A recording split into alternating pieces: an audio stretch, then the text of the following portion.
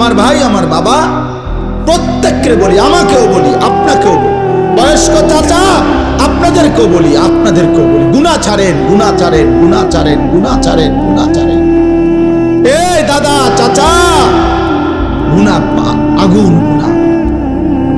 চা দোকানের আড্ডা বন্ধ করেন, নাটক সিনেমা দেখা বন্ধ করেন, টেলিভিশনের নর্তকী দেখা বন্ধ করেন, কথায় কথায় গালিগালাজ করা বন্ধ করেন, সুদের টাকা বন্ধ করেন, আব্বা কিস্তি লওয়া বন্ধ করেন।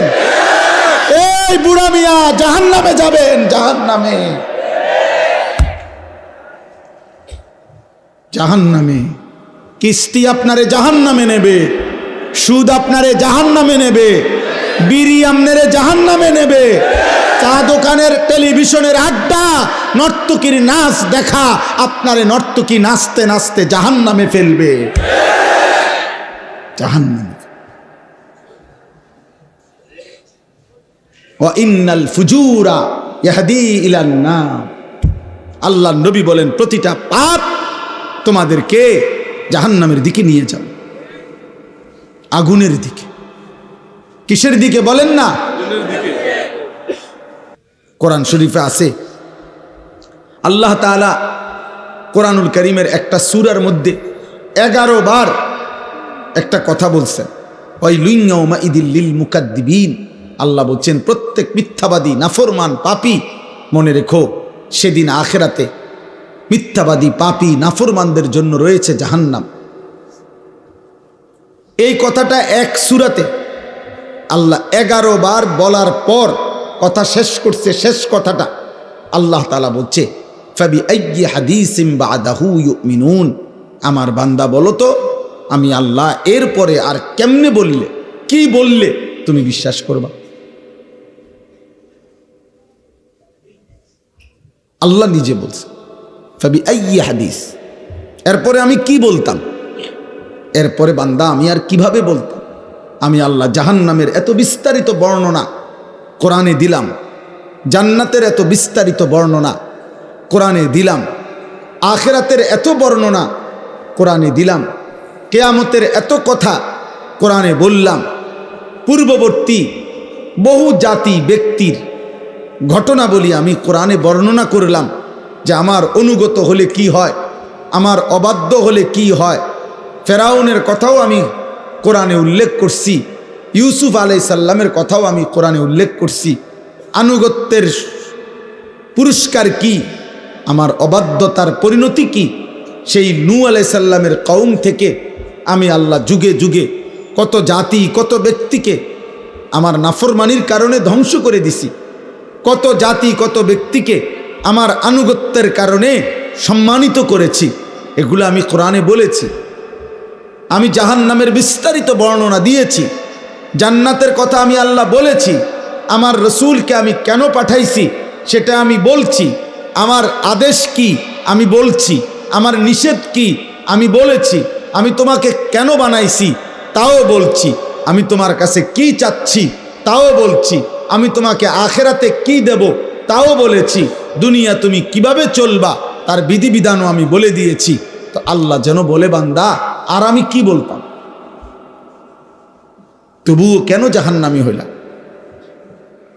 এর জন্য কিয়ামতের দিন যেন আল্লাহ তাআলা জিজ্ঞেস করবে, বান্দা বলো বান্দা কেন জাহান্নামী হইলাম, কি জিনিস ছিল না তোমার?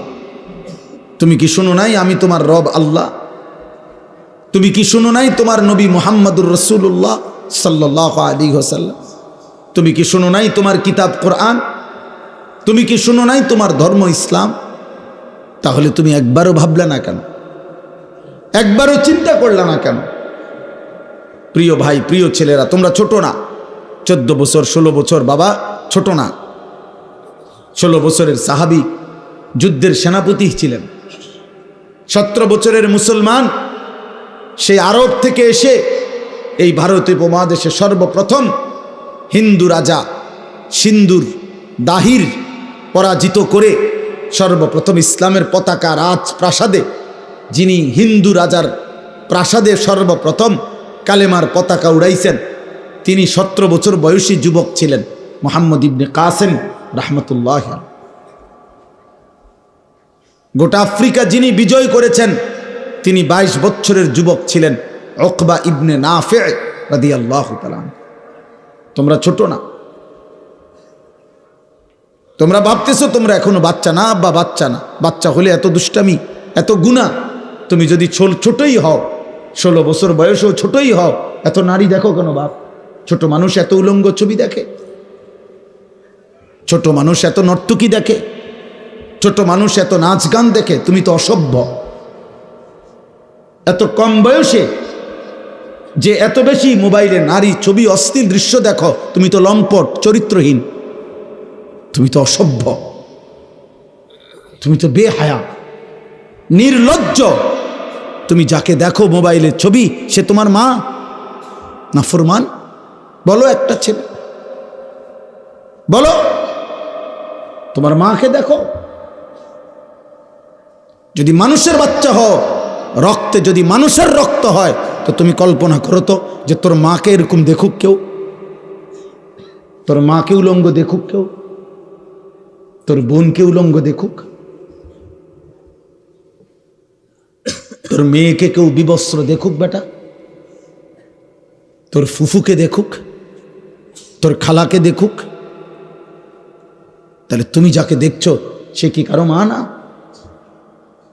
সে কি কারো বোন না? সে কারো মেয়ে না? সে কারো ফুফু না? সে কারো খালা না? এজন্য মনে রাখো বাবা, আজকে তোমাদেরকে তোমাদের অভিভাবকরা মনে করছে তোমরা ছোট, আর সেই সুযোগে শয়তান তোমাদেরকে দিয়ে সমস্ত নষ্টামি করায় ফেলছে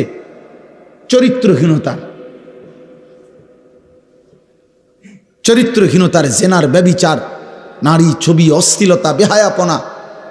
গত 2 দিন আগেও পত্রিকা আসছে বাংলাদেশে গত 1 বছরে, গত 10 বছরের চাইতে বেশি, আমি নিজে পড়ছি রিপোর্ট, এইডস আক্রান্ত, মানে যৌন রোগে আক্রান্ত মারাত্মক যেটা মহামারী, HIV আক্রান্ত রোগীর সংখ্যা গত 10 বছরের চাইতে গত 1 বছরে বেড়ে গেছে। এবং উনি লিখছেন যে এর একটি বড় অংশ, রিপোর্টার লিখছেন, বিভিন্ন হসপিটালের জরিপ হিসাব করছেন, এই হসপিটালে চিকিৎসাধীন কয়জন, এর মধ্যে উনি লিখছেন বড় অংশ কিশোর, যুবকও না, কিশোর। কিশোর মানে সর্বোচ্চ 13, 14, 15 বছরের ছেলেদেরকে বলে। যারা এই পরিমাণ অসভ্যতা করছে যে পচে গেছে এখন মহামারীতে, এইডসে আক্রান্ত। এই জন্য দোস্ত, একদিন ঘুম ভাঙবে, একদিন তুমি জাগবে। পৃথিবী তোমার অপেক্ষায় বসে থাকবে না। তোমার দাদা তোমার সাথে মরবে না, তোমার আগে মরে যাবে। তোমার আব্বা তোমার সাথে মরবে না। ওই যে দেখেন, ওই বেয়াদব দেখেন, ওই 2 বেয়াদব চুরি করে, মানে এমন গাদ্দার, যে গাদ্দারের কথা হইল আমি শুনবো না, তোমার মতো হুজুর না, তোমার আব্বা বললেও আমি শুনবো না, আমি ছবি উঠাব। আরে বেয়াদব, উঠে গেলে ভালো। এত রাত হয়েছে, ঘুমায় যাও বাবা, অথবা গিয়ে বাইরে অন্য ছবি দেখো।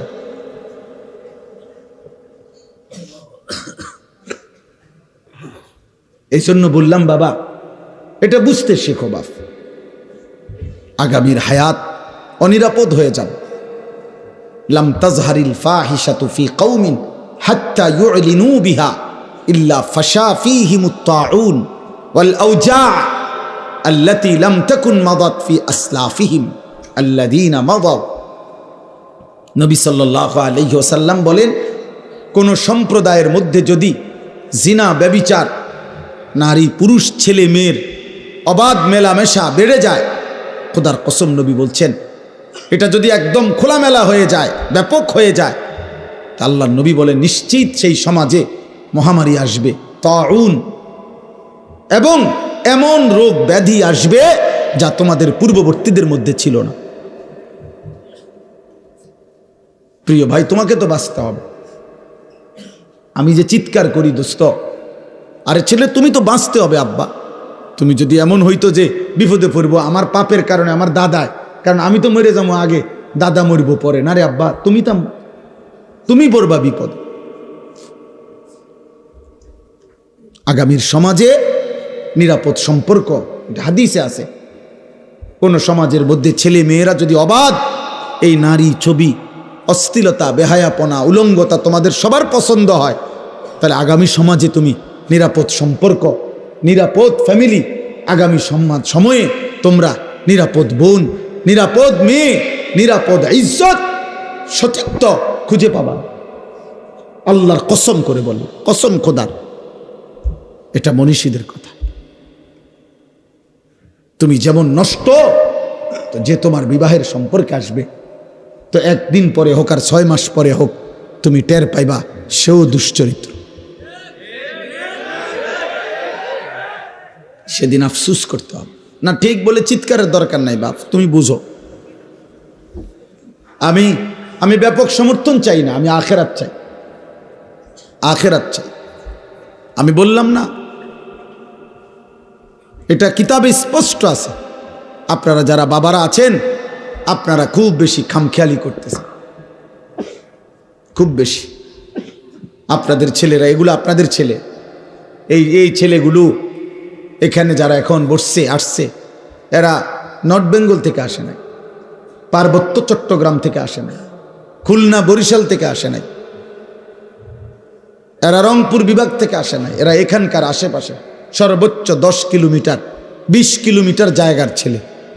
তো 20 কিলোমিটার জায়গার যদি এখানে 1000 ছেলে হয়, 2000 ছেলে হয়, আপনারা ভাবেন তো এই 2000 ছেলের মধ্যে আপনারা একজন চাচা যারা নামাজ পড়েন, এরকম একজন নামাজি চাচা আপনাদের এলাকার ছেলে, আপনারা এখন দেখেন, দেখলেই আপনি বুঝবেন যে এখানে যদি 2000 ছেলে হয়, কমপক্ষে 1900-1800 ছেলে বেনামাজি। আর যদি মিথ্যা বলি তো তোমরা প্রতিবাদ করো। তোমরা যারা আজকের সারাদিনে 5 ওয়াক্ত নামাজ পড়ছো, যুবক ভাই, কিশোর ভাই, তো তোমরা প্রতিবাদ করো যে না, আমরা হুজুর আপনাকে এখন প্রমাণ করব আমরা বেশি অংশ নামাজ পড়ছি। বলো, তুমি চ্যালেঞ্জ করো, তাহলে বিচার হবে আমার, তাহলে আমার বিচার হবে। তোমরা যা বিচার করো আমি তা মাইনা নেব। হ্যাঁ, আমার ভিডিও হবে, বিচার তোমরা জানাই দিবা যে আমরা হুজুররে অপমানিত করে দিছি ভুল ইনফরমেশনের কারণে।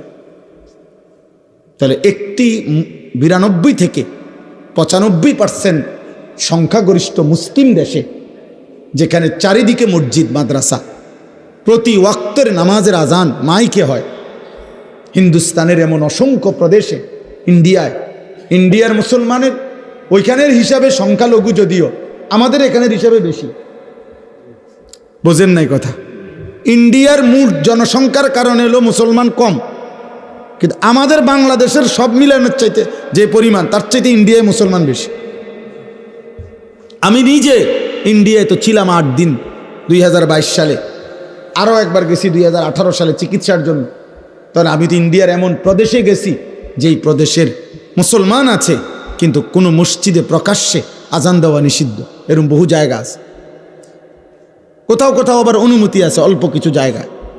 তাইলে বলার উদ্দেশ্য হলো ভাইয়া, যেখানে চারিদিকে মসজিদের মিনারায় আজান হয়, প্রতি ওয়াক্ত নামাজ যদি আমরা কল্পনা করি, কমপক্ষে আমাদের এক একজন ব্যক্তি যেখানেই থাকি আশেপাশের না হয়তো খেয়াল করলে 10টা মসজিদের আজান এতটা কাছাকাছি যে শুনবার কথা। তাহলে প্রতি মসজিদে যদি 4টা করে মাইকের হরন থাকে, তাহলে 10টা মসজিদে 40টা হরন একসাথে আজান দিছে। তুই নাফরমানের কলিজার মধ্যে, তুই এত বড় নিকৃষ্ট পাষাণ বেয়াদব, এত বড় বেয়াদব, তুই বেয়াদবের কলিজার ভিতরে এতগুলো হরনের মাইকের আজান, 100টা কলিজাটা কিন্তু নাড়াইতে পারে না। কত বড় নিকৃষ্ট বেয়াদব! বেনামাজির চাইতে বেয়াদব পৃথিবীতে কেউ নেই। কত বড় নিকৃষ্ট! হায়, তোর মা তোকে শেখায় নাই কোনোদিন? আহা, নাফরমান ছেলে, তোমার মা কোনোদিন বলে নাই তুমি মুসলমান? তোমার বাবা কোনোদিন বলে নাই? তোমার ছোটবেলার মক্তবের হুজুর তোমারে কোনোদিন বলে নাই যে মুসলমানের উপরে 5 ওয়াক্ত নামাজ ফরজ? তো 16 বছর বয়সে এভাবে ভুলে গেলা, 18 বছর বয়সে এভাবে ভুলে গেলা। তো মাত্র এত কম বয়সে যদি আল্লাহকে এভাবে ভুলে যাও, 24 ঘন্টার মধ্যে একটা সেজদাও দিলা না যেই নাফরমান ছিল, তো আল্লাহকে যদি এভাবে বিদায় দাও, আরে নাফরমান, আগামী 60 বছর তোর যদি হায়াত হয় আর এভাবে বেনামাজি জিন্দিগি চলে, তো আগামীতে তুই দাজ্জাল হবি, দাজ্জাল। তুই তো হবি দাজ্জাল।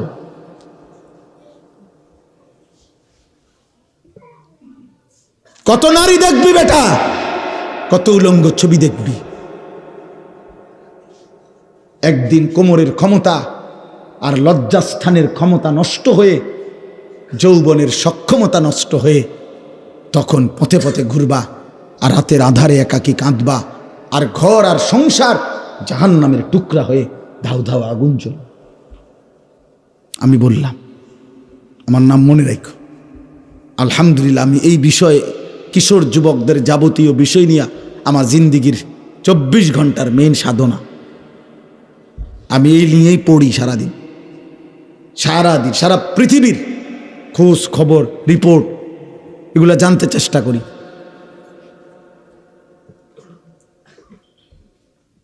ওইখানে লিখছে, ওই কথাটা শেষ করছিলাম না, এই রিপোর্টে বলছে এরপরে, তাহলে বললাম যে বেশি অংশ কিশোর। এরপরে আরো আশ্চর্য জঘন্য কথা লিখছে যে এইডস আক্রান্ত যেই রোগী এই মুহূর্তে বাংলাদেশে, তাদের মধ্যে বড় অংশ, বৃহৎ অংশ সমকামী। খোদার কসম, মানে ছেলে ছেলে অপকর্ম করে। তার মানে এই কুত্তা নারী দেখতে দেখতে, মোবাইলে অশ্লীল ছবি দেখতে দেখতে 24 ঘন্টা এটা কুত্তার মতো হয়ে গেছে। এই জন্য এই কুত্তার দেরি করা সহ্য নাই, যেখানে যা পাচ্ছে ডানে বামে সব শেষ করে দিচ্ছে। কারণ এই তো কুত্তার মতো হয়ে গেছে নারী দেখতে দেখতে, অশ্লীল ছবি দেখতে দেখতে। তার তো শরীরের কোনো ভারসাম্য নাই, জীবনের কোনো ভারসাম্য নাই। ওর মা কিসের আর বাবা কিসের? ওর তো দরকার যৌন চাহিদা পূরণ। ওর আবার ইজ্জত কি, সম্মান কি? ও তো ওর বাবার ইজ্জত অনেক আগে কোরবান করে দিছে। কারণ ও প্রথম যেদিন চুল রাখছে মুশরিকের মতো, সেদিনে তো সে বলে দিছে, আব্বা আমার বাবা মূলত বেঈমান, তুমি না। প্রথম যেদিন 5 ওয়াক্ত নামাজ একদিন পুরা ছেড়ে দিছে, সেদিনে চাই না ফরমান তার মাকে বলে দিছে, মা আমি মুসলমানের সন্তান না, মা আমি তোমাকে ত্যাগ করলাম। না তো মুসলমানের বাচ্চা কেমনে বেনামাজি হয়? মুসলমানের রক্তে কেমনে এক বেলা নামাজ না পড়ে একটা সেজদাও দিবে না? এত বড় জানোয়ার মুসলমানের ঘরে নলে ঘুমায় কেমনে? বলো মিয়া, এটা মেনে নেই কেমনে? এই কলিজায় মানি কেমনে? যদি কোনো দুনিয়ার মানুষ যদি বলে, বেটা আজকের 24টা ঘন্টা তোদের ভাত মাছ, তোদের ঘর সংসারের জন্য আমি সারাটা সময় শেষ করলাম, আর বিনিময়ে তুই আমার প্রতি একটা কৃতজ্ঞতা, একটা থ্যাংক ইউ দিলি না, তুই মানুষের বাচ্চা নি রে। দুনিয়ার মানুষ বলবে না এরকম? আমি যদি ওনার জন্য আজকের 24টা ঘন্টা আমি ওনার লেগে মনে করেন পরিশ্রম করলাম, বিনিময়ে ওনার মুখে আমি হাসি ফুটাই দিলাম, আর এই নাফরমান লোকটা যদি আমার উপকার থেকে উপকৃত হয়ে আরেক দিকে ফিরে জায়গা, আমার কলজাটার মধ্যে মানবনি এটা যে কিরে তুই মানুষের বাচ্চা নি, তুই লাগে আমি 24টা ঘন্টা এত কষ্ট করলাম, তুই কি তারে করলি? তুই তো আমার একটা হাসি মুখে বিদায়ও দিলি না, ভদ্রতাও দেখাইলি না। তো মহান আল্লাহ পাক 24 ঘন্টা পরে যেন বলে, এই নাফরমান বান্দা আজকের এই 24টা ঘন্টায় এত বড় আসমান জমিন, চন্দ্র সূর্য, আলো বাতাস, রোদ বৃষ্টি, খাদ্য খাবার, চোখ নাক কান নিঃশ্বাস, হৃদয়ের স্পন্দন আমি দিয়ে তোকে আমি এত 24টা ঘন্টা লালন পালন করলাম, তোরে আমি আদর করলাম, আমি রব, আমি মালিক, তুই আমারে একটা সেজদা দিলি না? তুই মানুষের বাচ্চা। এই জন্য যদি মুসলমান মায়ের ঘরে জন্ম নাও, তো এখন আর রাতে গিয়ে ঘুমায়ও না, আজকের রাতে সেজদা দাও।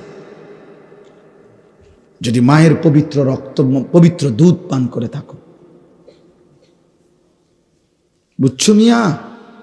জীবন জানোয়ারেরও পার হয়, রাত কুত্তারও ভোর হয়, রাত শুকুরেরও ভোর হয়, দিন কুত্তারও সন্ধ্যা হয়, সারা দিনের খাবারের চাহিদা জানোয়ারেরও পূরণ হয়, ঘুমের চাহিদা জানোয়ারেরও পূরণ হয়, থাকার ব্যবস্থাপনা কুত্তাও কোনো জায়গায় বারান্দার মধ্যে রাস্তার কোনো কিনারায় শুয়েই থাকে, একখানে না একখানে পার হয়েই যায়। জীবন একভাবে না একভাবে পার হয়েই যায় আব্বা, আখেরাত পার হবে না বাপ, আখেরাত পার হবে না আব্বা। অস্থিরতার কারণে আমরা বললাম, কষ্ট পাইবা, হাসলে কিংবা কাঁদলে, সুখে কিংবা দুঃখে মৃত্যু হয়ে যাবে, মরেই যাব আমরা, আজ কিংবা কাল। নাম ঘোষণা হবেই, মাইকে এলান হবেই, আজ সে মরল, আগামীকাল আমি মরলাম, এমন আর কি। আমরা কিতাবে পড়ছি, এক বুজুর্গ এক আল্লাহর ওলির একজন মুরিদের সাথে নিয়ে উনি দাঁড়ায়া ছিলেন রাস্তার পাশে। তো এই সময় একটা লাশের খাটিয়া নিয়া ওইখান দিয়া মানুষ যাচ্ছিল। তো ওনার মুরিদ ওনার পিসা হুজুরের সামনে বলতেছিল, ওই আল্লাহওয়ালার সামনে, যে ইন্না লিল্লাহি ওয়া ইন্না ইলাইহি রাজিউন। আহারে কার জানি লাশ, আহারে কার জানি জানাজা, সে বলছিল আর কি। তখন আমরা কিতাবে পড়ছি, ওই বুজুর্গ সাথে সাথে চোখের পানি ফেলে দিয়ে বলছে, হয় তোমার লাশ নয় আমার লাশ। মানে এটা ভাবো, আজ হয়তো তার লাশ, আগামী দিন আমার লাশ, তারপর দিন তোমার লাশ,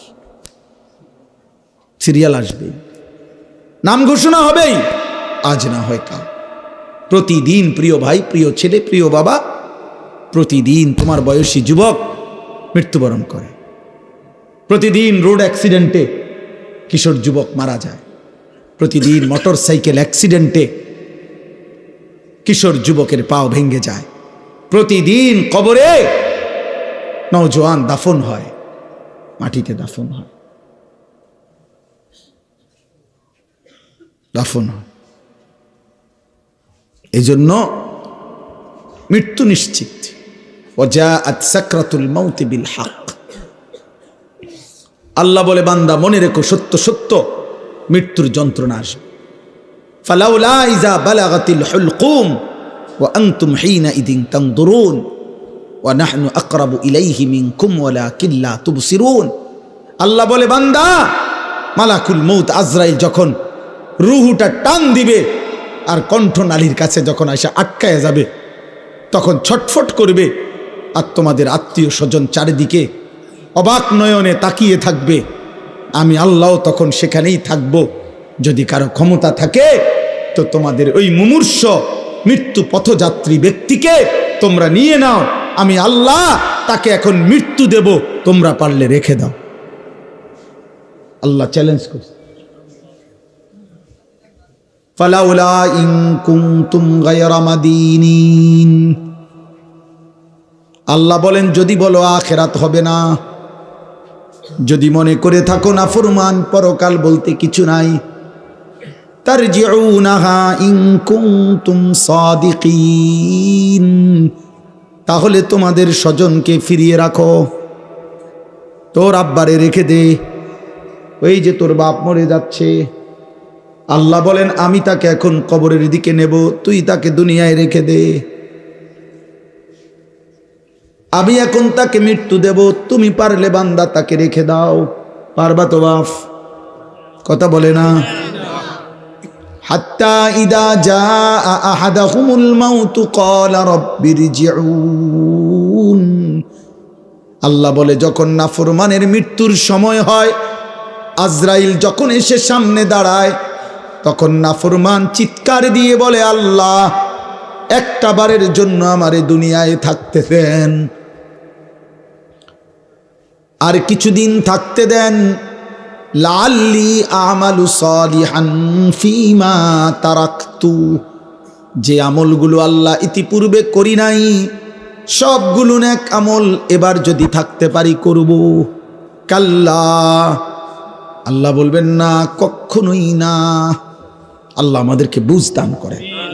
আমার ভাই, আমার বাবা, প্রত্যেককে বলি, আমাকেও বলি, আপনাকেও বলি, বয়স্ক চাচা আপনাদেরকেও বলি, আপনাদেরকেও বলি, গুনাহ ছাড়েন, গুনাহ ছাড়েন, গুনাহ ছাড়েন, গুনাহ ছাড়েন, গুনাহ ছাড়েন। এই দাদা চাচা, গুনাহ আগুন, গুনাহ আগুন। চা দোকানের আড্ডা বন্ধ করেন, নাটক সিনেমা দেখা বন্ধ করেন, টেলিভিশনের নর্তকী দেখা বন্ধ করেন, কথায় কথায় গালিগালাজ করা বন্ধ করেন, সুদের টাকা বন্ধ করেন, আব্বা কিস্তি লওয়া বন্ধ করেন। এই বুড়া মিয়া জাহান্নামে যাবেন, জাহান্নামে, জাহান্নামে। কিস্তি আপনারে জাহান্নামে নেবে, সুদ আপনারে জাহান্নামে নেবে, বিড়ি আপনারে জাহান্নামে নেবে, চা দোকানের টেলিভিশনের আড্ডা, নর্তকীর নাচ দেখা আপনারে নর্তকী নাচতে নাচতে জাহান্নামে ফেলবে, জাহান্নামে। ওয়া ইন্নাল ফুজুরা ইয়াহদি ইলান নার। আল্লাহ নবী বলেন, প্রতিটা পাপ তোমাদেরকে জাহান্নামের দিকে নিয়ে যাবে, আগুনের দিকে। কিসের দিকে বলেন না? চলেন এবার তরজমা শোনেন, তাইলে কথা শেষ। আলহামদুলিল্লাহ।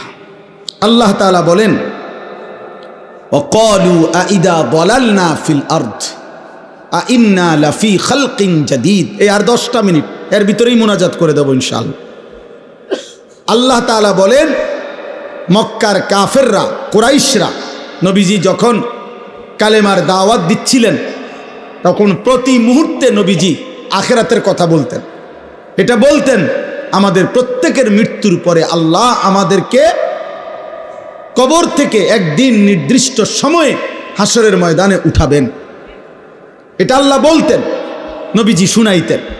তো মক্কার কাফেররা, কুরাইশরা, তো মক্কার কাফের কুরাইশরা বলতো, মুহাম্মদ যত কিছুই বলো, আমরা যখন মাটির সাথে মিশে যাব, কবরের অন্ধকারে হারিয়ে যাব, আমরা একদিন তো আমাদেরকে পুনরায় নতুন করে সৃষ্টি করে হাসরের ময়দানে উঠাবে। এটা কিভাবে সম্ভব? কিভাবে সম্ভব? অর্থাৎ একটা জিনিস চিন্তা করে দেখেন, একজন ব্যক্তি কবরে, মনে করেন এখানে 500 বছর আগে কবর ছিল, তো 500 বছর পরে মাটি পাবে কই, লাশ পাবে কই, হাড্ডি পাবে কই, চামড়া পাবে কই? হতে পারে ওই জায়গায় এখন খাল হয়ে গেছে, নদী হয়ে গেছে, হতে পারে না এমন? তো আল্লাহর কাছে আল্লাহ বলতেছে, এই কাফের বেঈমানরা এই যুক্তি দেখাইতো, এই কথা বলতো আর কি, যে মুহাম্মদ কিভাবে সম্ভব, পাইবে কোথায় আমাদের হাড্ডি গোস্ত? আল্লাহ বলেন, হায় বন্ধু, আমি আল্লাহর ক্ষমতার ব্যাপারে এরা সন্দেহ পোষণ করছে, অথচ আমি জীবন দিলাম, আমি মৃত্যু দিলাম, তাহলে যিনি জন্ম দিলাম, সৃষ্টি করলাম, যেই আমি আল্লাহ আবার মৃত্যু দিলাম, তো সেই আমি আল্লাহ পুনরায় সৃষ্টি করতে পারবো না কেন? এটা তো একটা সহজ কথা। সৃষ্টি করলেন কে? আল্লাহ। মৃত্যু দিলেন কে? আল্লাহ। তাহলে এই দুইটা যিনি পারলেন, তো 3 নম্বর আখিরাত উনি পারবেন না কেন? আল্লাহ তাআলা বলেন, বাল হুম বিলিকাই রাব্বিহিম কাফিরুন।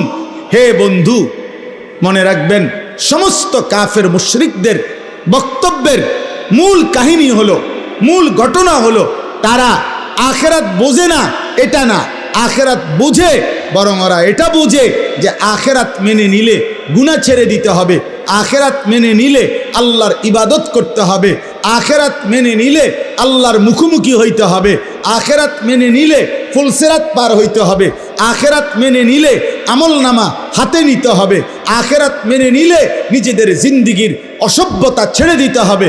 এই জন্য এগুলো চায় না, পছন্দ করে না, মানে আমার গোলামি করবে না, আমার নাফরমানি ছাড়বে না, এই জন্য বলে আল্লাহ আখিরাত করতে পারবে না। আসল কথা হইল, হেরাও বোঝে পারবে, কিন্তু এই বাস্তবতা ইচ্ছা করে বুঝেও না বুঝার ভান করে অস্বীকার করে। নাউজুবিল্লাহ। এবার আল্লাহ বলেন, এই দেখেন তর্জমা শুনেন, একবার সহজ তর্জমা।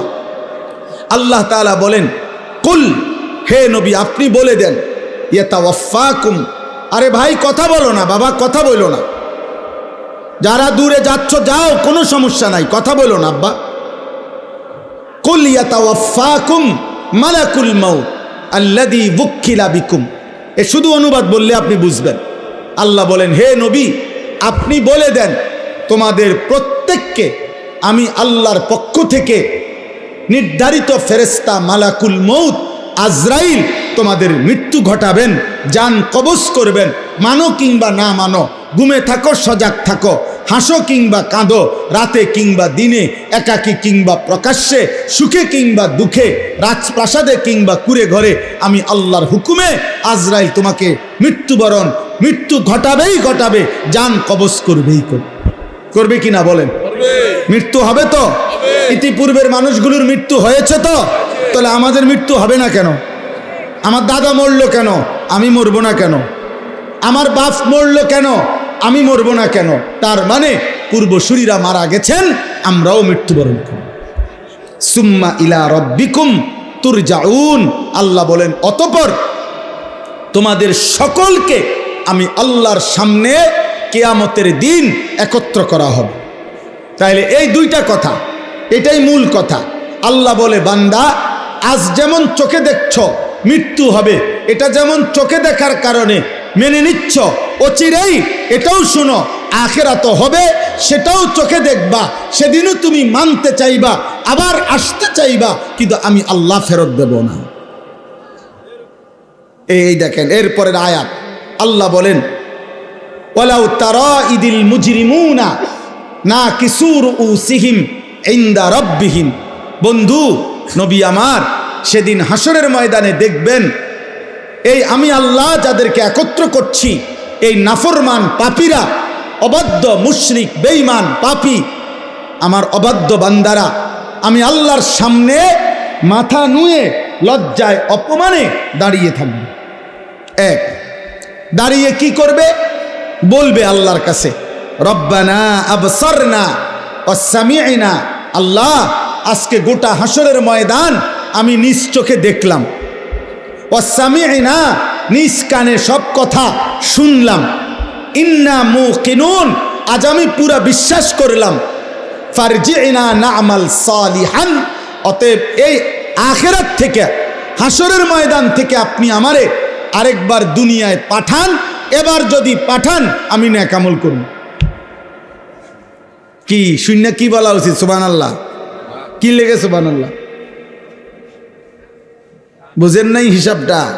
উনি এখন নেক আমল করার সুযোগ চাচ্ছে কখন? আখিরাতে গিয়া। বলতেছে আজ, ওই যে আমি বললাম আজ আমরা মৃত্যু দেখি, এজন্য মৃত্যুর ব্যাপারে ইয়াকিন আমাদের, সেদিন আখিরাতও আমরা দেখব, হাসরের ময়দানও আমরা দেখব, হাসরের মাঠও আমরা দেখব। আর নাফরমান পাপী আল্লাহর সামনে মাথা নুয়ে বলবে, আল্লাহ সব দেখলাম, সব শুনলাম, মানলাম, আমারে আরেকবার দুনিয়ায় পাঠান, আমি এবার গেলে নেক আমল করব। খোদার কসম, আল্লাহ বলবেন, ওয়ালাউ শি'না লা আতাইনা কুল্লা নাফসিন হুদাহা, এই নাফরমান বান্দা, আমি তো ইচ্ছে করলে দুনিয়ায় থাকতেই তোকে বাধ্য করে আমার বন্দিগি করাইতে পারতাম। পারতো? আমাদের এই সবগুলো লোককে নামাজ পড়াইতে, সেজদা দেওয়াইতে আল্লাহ সম্ভব? আল্লাহর পক্ষে আল্লাহ পারবেন? কথা বলেন না। আমরা যারা এক ওয়াক্ত নামাজ পড়ি না, আল্লাহ আমাদের সাথে পারবে তো? আল্লাহ আমাদের উপরে শক্তি প্রয়োগ করলে আমরা সেজদা দিতে বাধ্য হব তো? কিন্তু প্রশ্ন হইল, তখন পুরস্কার দিবে কেন? যদি বাধ্যই করে, যদি আল্লাহই বল প্রয়োগ করাইয়া আমার সেজদাই করায়, তো পুরস্কার কিসের আবার? এইটা হলো মূল। আমি যদি এখন এই লাইটটাকে বলি, হে লাইট, এ আজকের মাহফিলে তুমি 6 ঘন্টা ধরে নীরবে সুন্দরভাবে জ্বলে থাকার কারণে তোমাকে 100 টাকা গিফট করলাম, তো লাইট কি বলবে? জি না, এনে আমার কৃতিত্ব কি? এটা সুইচওয়ালার হাতে সব, ওই বন্ধ করে দিলে আমি বন্ধ, ওই জ্বালায় রাখলে আমি জ্বালাইয়া রাখে, তো এখানে আমার ক্রেডিট কি?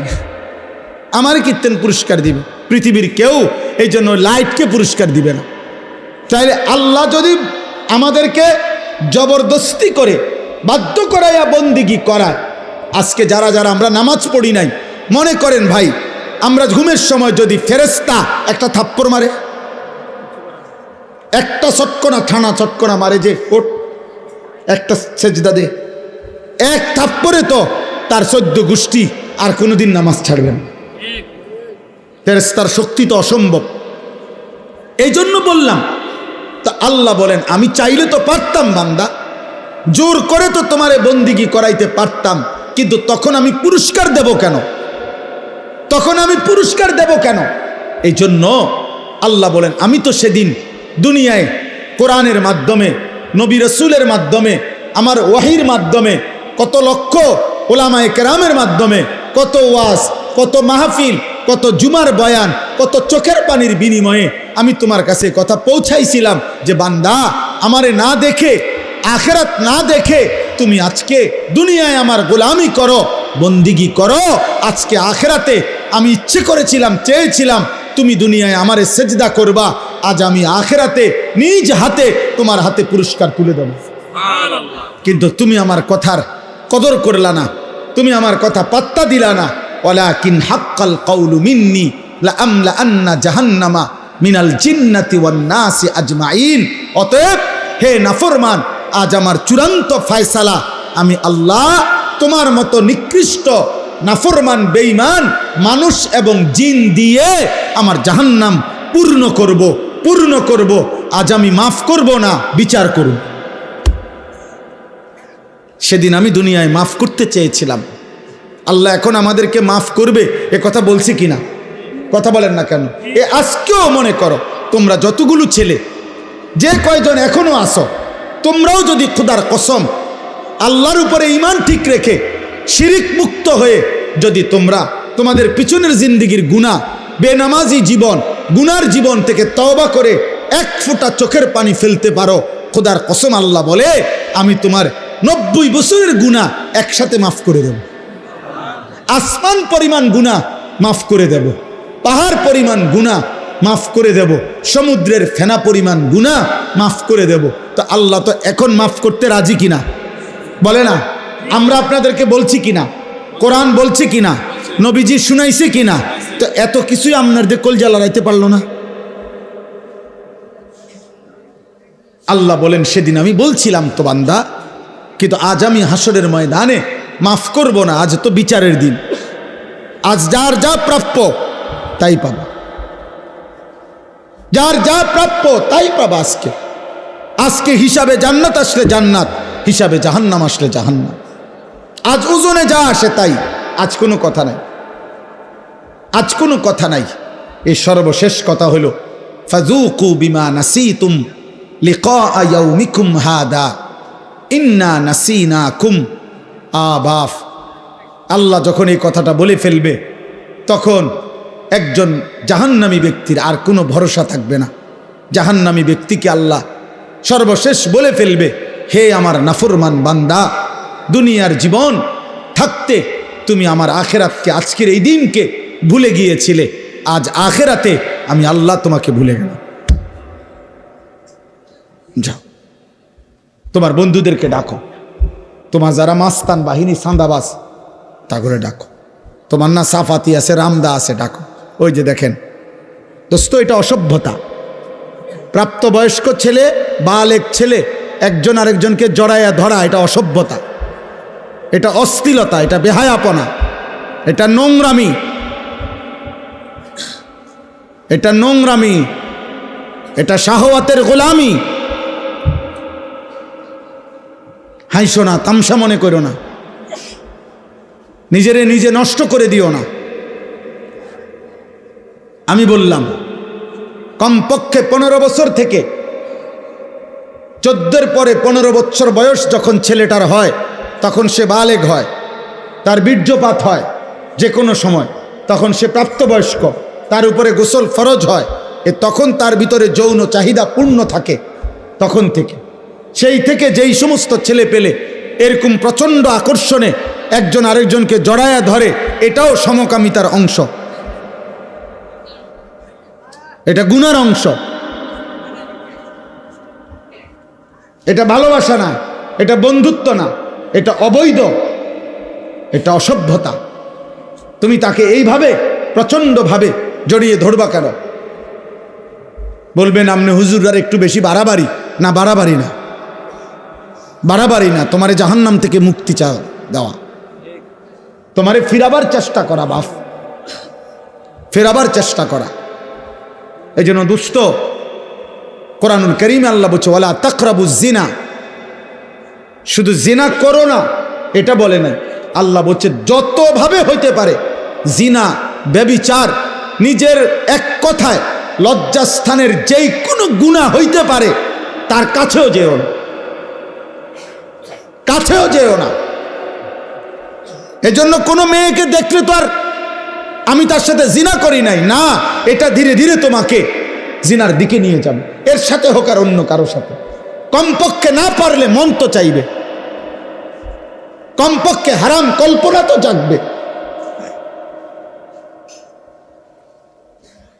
এই জন্য ভাই একটা ছেলেই বুঝো, আমি বড় আশা নিয়ে বলি, অনেকটা খোলামেলা বলে ফেলি, উদ্দেশ্য আমার একটাই, কেউ ফিরুক, কেউ ফিরুক, কেউ বদলাক, কেউ বদলাক। আজকে বললাম না, মা বাবা সবাই আমরা অভিভাবক শ্রেণী, আহারে আমাদের 14-16 বছরের ছেলে পেলেদেরকে সম্পূর্ণ ওর হাতে ছেড়ে দিছে, ছেলেটাকে পুরোপুরি তার নিজের হাতে তুলে দিছে। বাবা তোমার চুল, তোমার পোশাক, তোমার কোন জামা ভাল লাগে, কোন গেঞ্জি ভাল লাগে, কোন প্যান্ট ভাল লাগে, তুমি খাইবা কি, কাকে পছন্দ করবা, কোন বন্ধুদের সাথে চলবা, বিকালে আড্ডা দিবা কোথায়, রাতে আড্ডা দিবা কোথায়, সব কিছু তোমার পছন্দ। তো your wish your life, your life your wish, তোমার জীবন তোমার পছন্দ, যার সাথে মন চায়, যা মন চায় তুমি নষ্ট হইয়া পচ্চা গইল্লা যাও, টাকা লাগলে আব্বার কাছ থেকে নিও, ভাত লাগলে তোমার মার কাছ থেকে গিয়ে খাই, শেষ। পেটে বুক লাগলে মায়ের রান্না করে রাখছে, আইসো ভাত খাইয়া যাইও, টাকা লাগলে তুমি সত্য বললা পারো, মিথ্যা বললা পারো, আমি আব্বার থেকে টাকা নিয়ে যাও, খালাস, এবার তোমার জীবন তুমি গড়ো। না না, এই পৃথিবীর ইতিহাসে সৃষ্টির প্রথম থেকে নিয়ে আজ পর্যন্ত মানুষের জীবন গঠনে তার উপরে কারো তত্ত্বাবধান থাকতে হয়, কেউ তাকে ধরে রাখতে হয়, কেউ তাকে টেনে ধরতে হয়, মন্দ পথ থেকে ফিরাইতে হয়, উত্তম পথে চালনা করতে হয়, নাইলে হয় না। নিজে নিজে মানুষ হয় না, নিজে নিজে জানোয়ার হয়, নিজে নিজে জানোয়ার হয়। এই জন্য গাভীর বাচ্চা, গাভী বাছুর, আপনার 2 বাজারে গাভীর বাছুর হওয়ার 1 মাস পরেই 2 মাস পরে গাভী বেচালা, কোনো অসুবিধা নাই। বাছুর এটা এমনি আমনের দৌড়ায় মরে 1 মাস খাইয়া এটা বাচ্চা যাবে, কারণ এর কোনো তরবিয়তের কিছু নাই, এর কোনো আখলাক গঠন, চরিত্র গঠন, জীবন গঠনের কোনো বিষয় নাই। কিন্তু মানুষের বাচ্চা আর গাভীর বাচ্চা এক না। মানুষের বাচ্চা কারো তত্ত্বাবধানে থাকতে হয়, বাবা খেয়াল রাখতে হয়, মা খেয়াল রাখতে হয়, অভিভাবক খেয়াল রাখতে হয়। আমি ঘরের বারান্দায় বসছি, আমার মা আমার ডাক দিয়ে ভিতরে নিয়ে আসছে, আব্বা ভিতরে আইয়া বইও। আমি বলছি মা কি হইছে? মা বলছে ফুত, ওই বাসার কাজের মেয়ে তোর দিকে তাকায় ছিল, মা দেখছি, এই জন্য তোরে ডাইকা নিয়ে আসছে। আমার পুরা জীবনে আমি একটা টুপি, লাল 4টা ফুলওয়ালা, একবার একটা টুপি পরছিলাম, আমার আব্বা আমার টুপি খোলায় ফেলছে। বলছে না আব্বা ঠিক আছে, আমি জীবনে কোনোদিন বাবা সাদা টুপি ছাড়া অন্য টুপি পরি নাই, তুইও পরিস না আব্বা, না জায়েজ না। রঙিন টুপি কি নয়, হারাম বলতেছি না, কিন্তু বাবার একটা কি কথা, খুলে ফেলছে। আমি জীবনে একবার শুধু একটা পাঞ্জাবি, আপনার এই বুতামের কাছে এমব্রয়ডারি করা এদিক দিয়া রেডিমেড একটা পাঞ্জাবি কিনছিলাম। আমার বড় ভাই প্রথম যে বেলা পড়ছি, বড় ভাই দেখেই আমার গায়ের থেকে ধৈর্য, গায়ে পড়া অবস্থায় টান দিয়া সিরা টুকরা টুকরা করে ফেলাই দিছে। কেউ ধরে রাখতে হয় বাপ, কেউ ধরে রাখতে। আজ তোমাদেরকে ছেড়ে দিছে বাবা, যে আব্বা ধর, তোর 12,000 টাকার মোবাইলের কাছে তোকে তুলে দিলাম, তোর 16,000 টাকার মোবাইলের হাতে তুলে দিলাম, তোর জীবন তোর হাতে।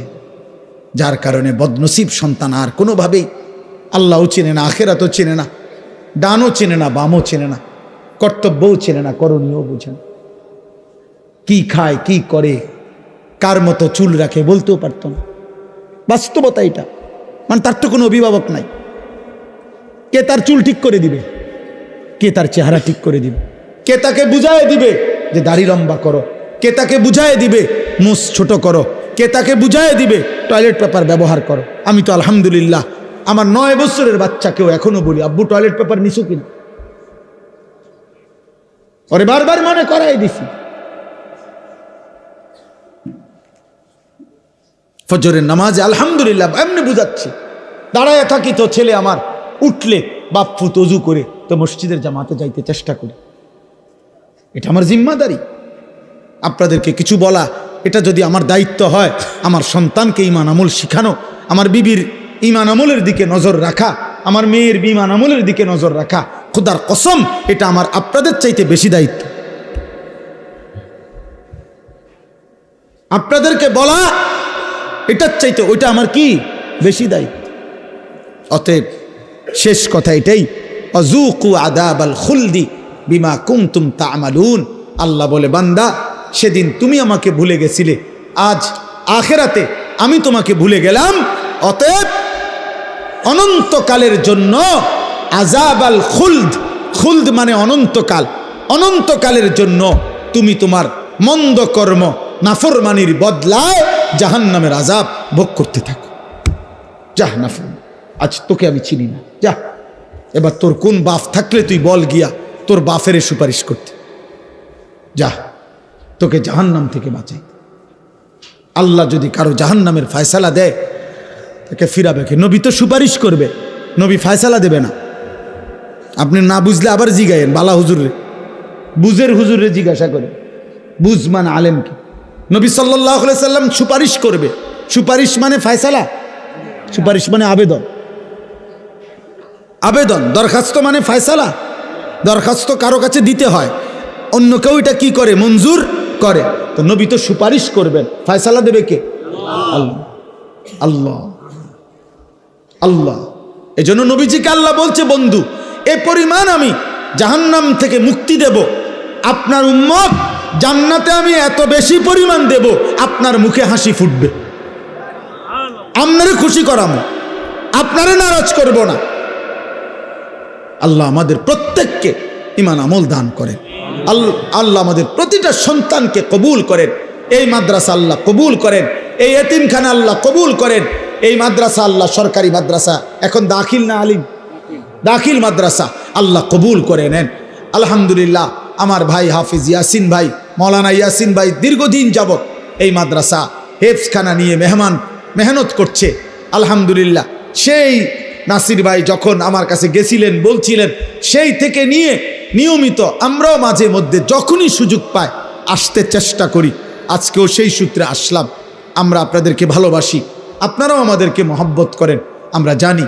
প্রিয় যুবক ভাই, নওজোয়ান ভাই, সবার কাছে বলি, আব্বা এমন সুন্দর জীবন নষ্ট করো না। এই পৃথিবীতে চরিত্রহীনতায় মৃত্যু হইলে নারী, ছবি, জিনা, ব্যভিচার, মদ, জুয়া, অসৎ চরিত্র নিয়ে দোস্ত মৃত্যু হলে খোদার কসম আব্বা তোকে কেউ মনে রাখবে না, তোরে কেউ মনে রাখবে না বাপ। কোনো নাফরমানকে পৃথিবী মনে রাখে না রে বাপ, কোনো পাপীকে পৃথিবী সম্মানের সাথে স্মরণ করে না। ফেরাউনের নামে পৃথিবীর কোনো কুত্তার নামও নাই, নমরুদের নামে পৃথিবীর কোনো কুত্তার নামও নাই। কিন্তু যখন জীবিত ছিল তখন তো দুনিয়া ভোগ করছে না? ফেরাউন তো বাদশাহ ছিল, তো হে কি ভানি ভাত খাইছে? সে কি শুধু ডাল ভাত খাইছে? নমরুদ তো বাদশাহ ছিল। সবচেয়ে বেশি অঞ্চলের বাদশাহ পৃথিবীতে যে কয়জন, তার মধ্যে নমরুদ একজন। আবু জেহেলের নামে পৃথিবীর কোনো কুত্তার নামও নাই। কিন্তু সেদিন আবু জেহেল যেই সাহাবাদেরকে জুলুম করছে, ওই সাহাবাদের নামে পৃথিবীর কোটি কোটি ইমানদারের নাম আছে। উমাইয়া ইবনে খালফ যেই বেঈমান হযরত বেলালকে কষ্ট দিছে, তার নামে পৃথিবীর কোনো জানোয়ারের নামও নাই, কিন্তু বেলালের পবিত্র নাম কোটি কোটি ইমানদারের আছে, মুমিনের নাম থাকে। আমি একটা ছেলেকেই বললাম, একজনকে, তোমাকেই বলছি ভাই, আমি ভোটের আশায় না যে সবার ভোট দরকার, আমি ভোটের আশাই তো আসি নাই, আমি আসছি আখিরাতের আশা। এজন্য দয়া করে চলেন আজকের এই কালাচাঁদকান্দি মাদ্রাসা এতিমখানার এই মুবারক মাহফিলে এই শেষ বেলায় আমরা দোয়া করি মালিকের কাছে।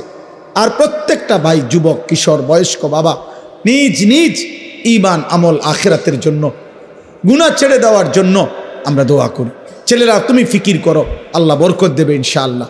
প্রতিদিন আমি আশার খবর বলি, প্রতিদিন এই গুনার রাজ্যে, গুনার এই সয়লাবের মধ্যেও প্রতিদিন উল্লেখযোগ্য পরিমাণ ছেলে পেলে, কিশোর, যুবক, মুসলিম প্রত্যেক দিন আলহামদুলিল্লাহ বাংলার জমিনে গুনাহ আর অসভ্যতা ছেড়ে দিয়ে আল্লাহর পথে ফিরতেছে আলহামদুলিল্লাহ। এমন ছেলের খবর যদি তোমার দরকার হয় আমার সাথে যোগাযোগ করো, আমি শোনাবো ইনশাআল্লাহ। আমি নাম দেব, ঠিকানা দেব, তুমি দেখে আইসো। যে ছিল চরিত্রহীন সে এখন ইমানদার,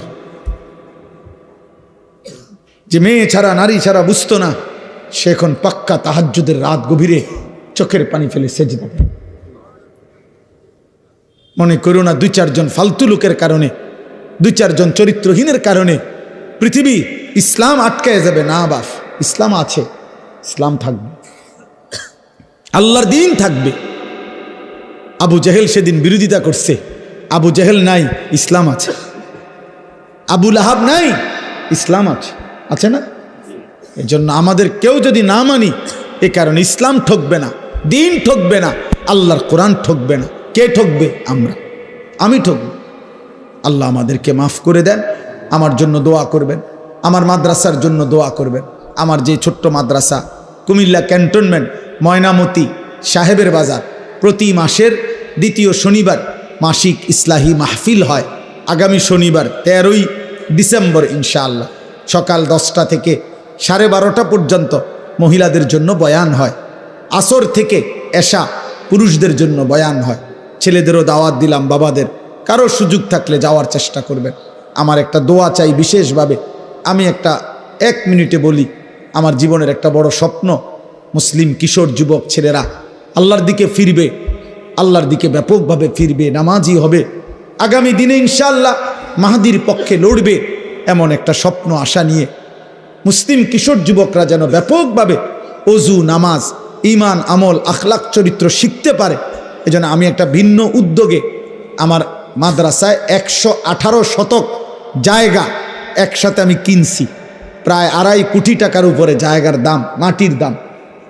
একটা উদ্দেশ্য, এই স্কুল, কলেজ, ইউনিভার্সিটি সহ সর্বস্তরের মুসলমান যেন বছরের যেই কোনো দিন, যার যেটুকু সময় আছে, এটুকু সময় যখনই আসবে কিছু না কিছু দিন শিখবে। ওযু, নামাজ, সূরা, কেরাত, দোয়া, কালাম, এরকম একটা আশা নিয়ে আমি একটা পূর্ণাঙ্গ বড় মাদ্রাসা করতে চাই। আমার স্লোগান, যে আসবে যখন, দিন শিখবে তখন, যার সময় যতক্ষণ, দিন শিখবে ততক্ষণ।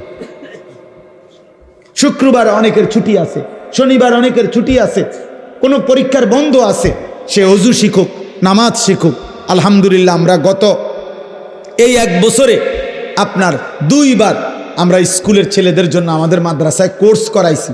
এই পর্যন্ত প্রায় 450 ছেলে, না 350, 150, 500 ছেলে মোট এই পর্যন্ত আলহামদুলিল্লাহ 2 বারে আমাদের 30-32 জন ওস্তাদের কাছে 3 দিন লাগাতার থাইকা আমাদের মাদ্রাসা যখন বন্ধ দেয়, এই বন্ধের সময় আমরা 3 দিনের আয়োজন করি। এই বন্ধে আপনার আলহামদুলিল্লাহ ওযু, নামাজ, সূরা, কেরাত, 4টা সূরা, প্রয়োজন পরিমাণ কিছু সুন্নত আমল, ওযু, ইস্তেঞ্জা, টয়লেট, বাথরুম, ঢিলা, কুলুপ, পাক নাফাকের কিছু মাসআলা আমরা তাকে দিবারাত্রি প্রতিদিন 11 ঘন্টা করে কোর্সের মাধ্যমে 3 দিন লাগায়া শিখাইছি। আলহামদুলিল্লাহ, আলহামদুলিল্লাহ, আলহামদুলিল্লাহ। ফজর ক্যাম্পেইনের কাজ করি আমরা সারা বাংলাদেশ জুড়ে। আমাদের একটা স্বপ্ন যে ফজরের নামাজে মুসল্লি বাড়বে, কিশোর যুবক ফজরের নামাজ পড়বে, এটার একটা ক্যাম্পেইন করি, মানে প্রচারণা করি। আলহামদুলিল্লাহ, যে একটা যুবক সিদ্ধান্ত নিবে যে সে নিজে ফজর পড়বে, আরও সাথীদেরকে, একজনকে সে ফজরের নামাজের জন্য ডাকবে। আমার একটা উদ্দেশ্য হলো এই যে আমি এটা দেখলাম, কি নাম, সমাজের জাগ্রত নাগরিক স্বজন, এ যারাই আয়োজন করেছেন, এটা আপনাদের কাছে আমার অনুরোধ, মানুষের কল্যাণ করতে হয় 2 ভাবে। এক হলো আর্থিক সেবামূলক কল্যাণ, আরেকটা হলো জীবন পরিবর্তন আখেরাতমূলক কল্যাণ। একটি মুসলিম সংগঠন যেই হোক যেখানে হোক, তাদের প্রথম দায়িত্ব হলো মুসলমানদের ঈমান আমল আখেরাতমুখী জীবন গঠনের কোনো না কোনো চেষ্টা করা। আর দ্বিতীয় দায়িত্ব হলো তাদেরকে সেবামূলক অসহায়, গরিব, এতিম, দুস্থ, বিপদগ্রস্ত, বন্যার্থ যেই কোনো ক্ষেত্রে তাদের পাশে দাঁড়ানো, আর্থিক সহযোগিতা করা, এটা একটা দায়িত্ব। আর জীবন পরিবর্তন একটা দায়িত্ব। এই জন্য এই ফজর ক্যাম্পেইনের কাজ আপনারা করতে পারেন। আলহামদুলিল্লাহ, যে একটা যুবক একজন যুবককে ডাকবে, তুমিও পড়বা, তুমি তোমার একজন বন্ধুকে ফজরের নামাজের জন্য উঠাইবা। এই তোমরা দুইজন হইলে তোমরা দুইজন আবার দুইজনকে বললে 4 জন হবে, 4 জন বললে 8 জন হবে, 8 জন বললে 16 জন হবে। এটা কোনো দল না, আগামী নির্বাচনে প্রার্থী হমু এমন কিছু না, শুধু আখেরাতের জন্য, নামাজের জন্য। এটা আমি অনুরোধ করলাম। আমার অনুরোধ, আমরা প্রত্যেকে আখেরাতমুখী ভালো কাজের সাথে অংশগ্রহণ করব ইনশাআল্লাহ। আমার ওই মাদ্রাসার এই বিশাল জায়গা, আলহামদুলিল্লাহ, এটার জন্য দোয়া করবেন। আর্থিকভাবে যদি কারো সুযোগ হয় সহযোগিতাও করবেন। এই 2.5 কোটি টাকার জায়গা, অনেক আল্লাহর বান্দা সারা বাংলাদেশ থেকে যে যেমনে যেটুকু দিচ্ছে, আমরা সুদ করতেছি। প্রায় 1.5 কোটি টাকা সুদ হয়েছে, আরও বাকি আছে অনেক টাকা। 4200 টাকা এক মুসল্লা পরিমাণ, নামাজের জায়নামাজ পরিমাণ জমির মূল্য। এই টাকাটা আমরা একটা কাগজের মাধ্যমে প্রচার করি, যদি কেউ দেয় আমরা তাকে আমাদের মাদ্রাসার আজীবন উন্নয়ন সদস্য হিসেবে উনার নাম উঠাই। প্রতিটা দোয়ায় সাদকায়ে জারিয়ার সওয়াব হিসাবে উনি ইনশাআল্লাহ পাইতে থাকবে, কম বেশি আরও হইতে পারে। যে জন্য বললাম, আপনারা আমারে মহব্বত করে, আমিও আপনাদেরকে মহব্বত করি। আল্লাহ আপনাদের প্রত্যেককে ভালো কাজে, নেক কাজে অংশগ্রহণ করার তৌফিক দান করে।